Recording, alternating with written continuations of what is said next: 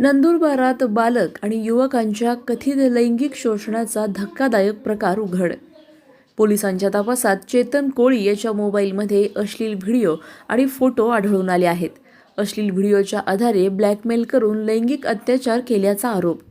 प्रकरणाचा सखोल तपास सुरू. जिल्हा पोलीस अधीक्षक अश्विनी सानप यांची माहिती. नंदुरबार शहरात बालक आणि युवकांवर कथित लैंगिक अत्याचार आणि ब्लॅकमेलिंगचे गंभीर प्रकरण उघडकीस आले आहे.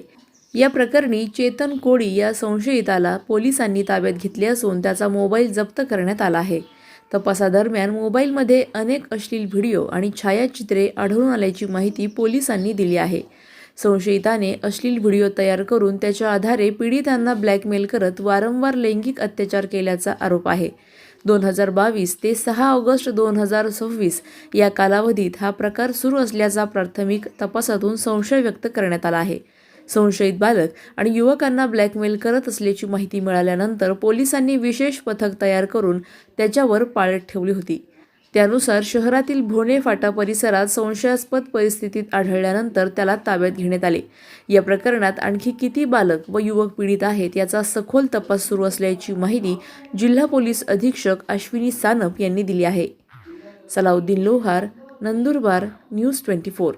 नंदुरबार शहर पोलीस स्टेशनला काल आपण एक 743/2026 हा गुन्हा दाखल केलेला आहे. गुन्ह्याची पार्श्वभूमी अशी आहे की रायसिंगपुरा नंदुरबार मध्ये राहणारा एक जो युवक आहे तो लहान मुलं म्हणजे अल्पवयीन बालक आणि काही युवकांना पैशाचा आमिष दाखवून त्यांच्यावर अनैसर्गिक अत्याचार करत असल्याची आपल्याला खबर मिळाली होती.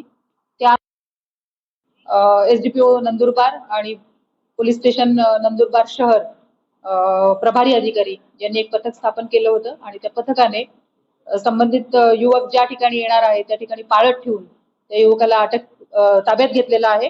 आणि ताब्यात घेतल्यानंतर त्या युवकाच्याकडे चौकशी केली तेव्हा त्याने स्वतःचं नाव चेतन प्रकाश कोळी वय 22 वर्ष रायसिंगपुरा नंदुरबार असं सांगितलेलं आहे. ज्यावेळेस त्याला ताब्यात घेतलं त्यावेळेस त्याच्याकडचा मोबाईल चेक केल्यानंतर त्याच्या मोबाईलमध्ये अशा प्रकारचे लहान मुलांसोबतचे आणि इतर युवकांसोबतचे अनेक अश्लील चित्रण केलेले व्हिडिओ आणि छायाचित्र आपल्याला त्याच्या मोबाईलमध्ये आढळून आलेली आहेत.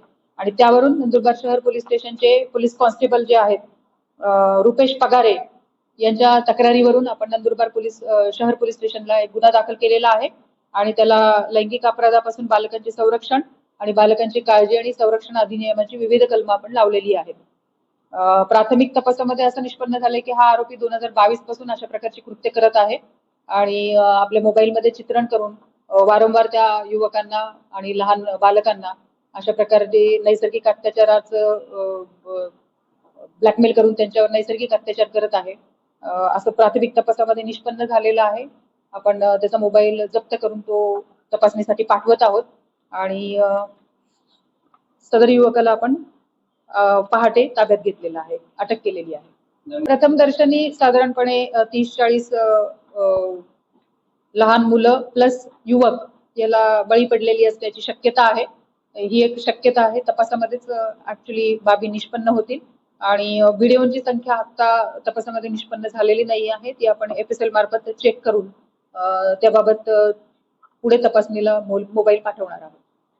अशाच घडामोडींचा आढावा घेण्यासाठी आजच आपल्या YouTube चॅनलला सबस्क्राईब करा.